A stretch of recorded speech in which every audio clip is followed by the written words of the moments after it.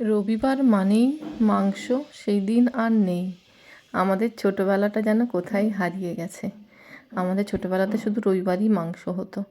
আর এখন এখন যে কোনো দিন, সপ্তাহে যে কোনো একটা দিন বাড়ির কেউ খেতে চাইলো, সঙ্গে সঙ্গে কিনে নিয়ে চলে এলো আর বানানো হয়ে গেল। তো আজকে সেরকমই একটা রবিবার, কিন্তু মাংস নেই। তো কী বানাচ্ছি লাঞ্চে সেটাই তোমাদের সাথে শেয়ার করছি।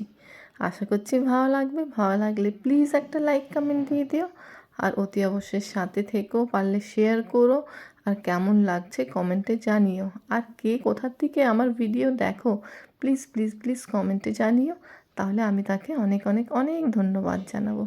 আর এইভাবেই আমার সাথে তোমরা সবাই থেকো। তো আমি এখন লাঞ্চের প্রিপারেশন করছি। প্রথমে ডিমটা সেদ্ধ করে নিয়েছি। আগেই আমি ডিমটা সেদ্ধ করে নিয়েছি, আর কিছু কিছু সবজি কেটে কুটে রেখে দিয়েছি, মশালাও পেস্ট করে রেখে নিয়েছি। এখন কড়াইটা বসিয়ে দিয়েছি গ্যাসে।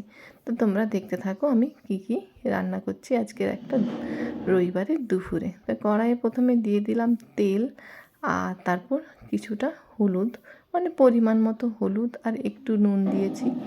আর তার মধ্যে দিয়ে দেবো ডিমগুলোকে এখন বেশ ভালো করে লাল করে ভেজে নেব।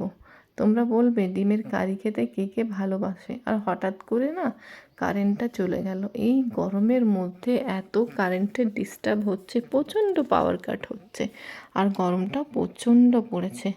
তোমরা বলবে আজকে রবিবারের দিন কী বানিয়েছিলে তোমরা, আর তোমাদের বাড়িতে রবিবারে কী বানানো হয়।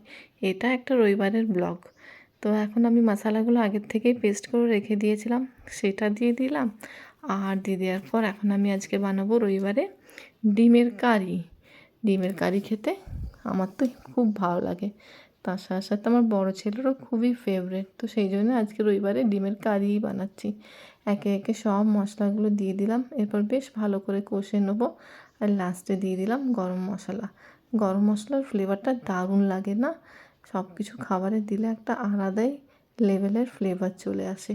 তো দেখো কত তাড়াতাড়ি আমার কষা হয়ে গেল, পুরো মশলাটা থেকে তেল বেরিয়ে গেছে। এরপর ডিমগুলো দিয়েছি, আর একদম বেশি ঝোল করব না, সেই জন্য আমি কম জল দিয়েই এখন একটু ফুটিয়ে নেব। অনেক সময় আলু দিই, আলু দিলেও খেতে ভালো লাগে, কিন্তু আজকে আর আমি আলু দিইনি। আর লাস্টে একটু কাসুরি মেথি ছড়িয়ে দিলাম। এইভাবে বানালে খুব সুন্দর হয় খেতে। আর শেষে একটু ঘিও দিলাম, তাহলে ঘিয়ের ফ্লেভারটা এটার আরও 4 গুণ খাবারের টেস্টটা বাড়িয়ে দেবে।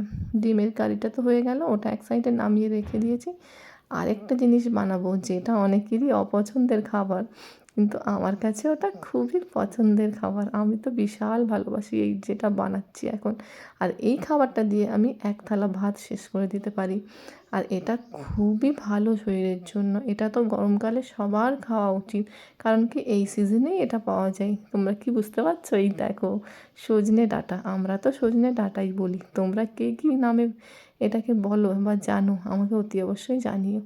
এটা সর্ষে দিয়ে, বেগুন, আলু দিয়ে দারুণ লাগে, অসম্ভব ভালো লাগে আমার। আমি জানি অনেকেরই খেতে ভালো লাগে না, যেরকম আমার বাবাইয়ের একদমই পছন্দের নয়, আকাশেরও একসময় পছন্দের নয়, কিন্তু এটা সুপার ফুড, সেই জন্য জোর করে করে খাইয়ে এখন ওকে অভ্যেসে এনেছি। ও এখন খেতে খুব ভালোবাসে। তো এইটা হচ্ছে আরেকটা রেসিপি। এটা একটু বেশি করে জল দিলাম, কারণ কি ডাঁটা, বেগুন, আলু সবগুলোই সেদ্ধ হবে। আর অনেক সময় কী হয়, সর্ষে দেওয়ার জন্য না খুব তাড়াতাড়ি জলটা টেনে নেয়। তো এখন দেখো খাওয়ার সময় চলে এসছে। আজকে রবিবারের মেনু হচ্ছে ভাত, সর্ষে দিয়ে ডাঁটা, আলু, বেগুনের চচ্চড়ি, শসা আর ডিমের কারি। কেমন লাগলো আজকের রেসিপি অবশ্যই জানিও। আর তোমরা বলো আমার ভিডিও কেমন লাগছে। আবার নতুন ভিডিওতে তোমাদের সাথে দেখা হবে। সবাই ভালো থেকো, সুস্থ থেকো। Ta-ta, by.